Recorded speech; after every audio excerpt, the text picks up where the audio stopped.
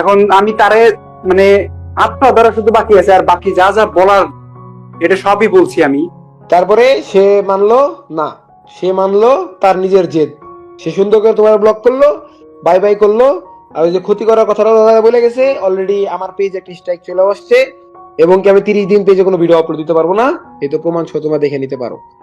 স্ট্রাইকটা আসছে 10 তারিখে। এই টাইমে আমার আর ওবায়দুল ভাইয়ের মধ্যে যে কাহিনী, আমি ওবায়দুল, প্রান্ত ভাই, আলিফ ছাড়া আর কেউ জানে না, আমাদের মধ্যে ছাড়া কেউ জানে না। তো এইখানে আমাকে স্ট্রাইক মারা হয়েছে প্রান্ত দাদার নাম দিয়ে, মানে জিমেলের নাম প্রান্ত দাদা দিয়ে স্ট্রাইক দিছে। জানি আমি ভাবি যে প্রান্ত আমার ক্ষতি করতেছে, এটাও প্ল্যান, তাহলে কি করতে পারে বুঝতেই তো পারো। এবং এখন ক্ষতি করার মতো অপশন কার কাছে? গেল। তারপরে সম্পর্ক, আমি নাকি তোমারে বলছি তুমি আমাদের কাছ থেকে গেলে নাকি তোমার সাথে সম্পর্ক ক্লোজ হয়ে যাবে, সম্পর্ক বাতিল বাতিল, এমনকি তোমার আমি ডাইরেক্ট বলছি কখনো? নাকি এটা তুমি নিজেই ভাবছো যে এখান থেকে গেলে আস্তে আস্তে আমরা দূরে চলে যাবো, তাই না? এটা স্বাভাবিক। এটা তো স্বাভাবিক, এটা যে কোনো জায়গা থেকে যেই যাক না কেন, কারণ পরবর্তীতে এমন দিন আসবে যে টুর্নামেন্টের অপোনেন্টে আমরা, মানে তোমার অপোনেন্টে আমি, আমার অপোনেন্টে তুমি, এমন সিচুয়েশন দেখা গেল, হয়ে গেল যে আমি তোমার স্কোয়াড মাইরা দিলাম, পুরো ওয়াইপ হয়ে গেলাম, কিংবা চ্যাম্পিয়ন হওয়ার জন্য তোমরা আমরা দুইজনই আছি, অপশন দুইজনের কাছে আছে। তোমার প্রত্যেকটা ম্যাপের কি তোমার মাইন্ডসেটে কি চলে, কোনতে তুমি কি করতে পারো টোটালি আমি জানি।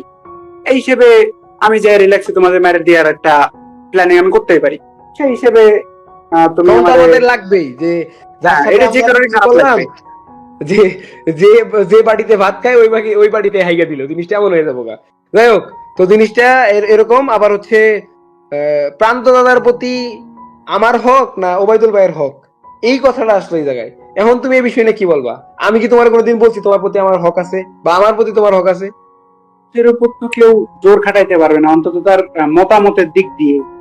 হক এমনি ঠিক আছে যে আমার উপর সে দাবি রাখতে পারে যে তুমি আমার জন্য এটা করো। এখন যদি সেটা আমি রাজি না হই, তাহলে তার কিছু করার থাকবে না, সেটা যেই হোক, তুমি হোক বা ওবায়দুল ভাই হোক কিংবা আমি। এখন মানুষের উপর যে এতটুকু রিকোয়েস্টটা করতে পারি, ডিসিশন তো তার পার্সোনালি। হ্যাঁ, গেল। 60 লাখ টাকার টুর্নামেন্টের যে বিষয় নিয়ে কথা বললো, 60 লাখ টাকার টুর্নামেন্টের যে প্লেয়ার গুলা, মাহফুজ ভাই আমার আইডির প্লেয়ার, মানে আমাদের ব্যাকআপ প্লেয়ার, টুর্নামেন্টের রাশার ছিল, সেকেন্ড রাশার, তাই না? তারপরে তুমি ছিলা, আমার শুধু মাহফুজ ভাইরই তো নিছি, তাই না? পরে না হয় আমরা, যেহেতু ওবায়দুল ভাই মেহেদী ভাইরে নিচ্ছে না, আলাদা হয়ে গেছে, এই জন্য যদি ওবায়দুল ভাই না নেই তখন আমরা মেহেদীরে নিবো, এইটুকুই বলছি। আর মেহেদীরে আমরা ফিফথ প্লেয়ার হিসেবে ধরছিলাম, জানি আমরা ওই আমি যেহেতু কোয়ালিফাই যদি হয়ে যায় তারপর তো আমি খেলতে পারবো না, তো যার কারণে পরে মেহেদী ভাইরে নিয়ে জানি তোমরা কন্টিনিউ করতে পারো। এই জন্যই না, মেন তো প্ল্যান ছিল আমি, তুমি, ফাহিম গড আর হচ্ছে শুভ। মাহফুজ ভাই। শুভ ছিল, শুভর তো বয়স ছিল না, হ্যাঁ। তো শুভর নিয়ে তো বানানোর প্ল্যান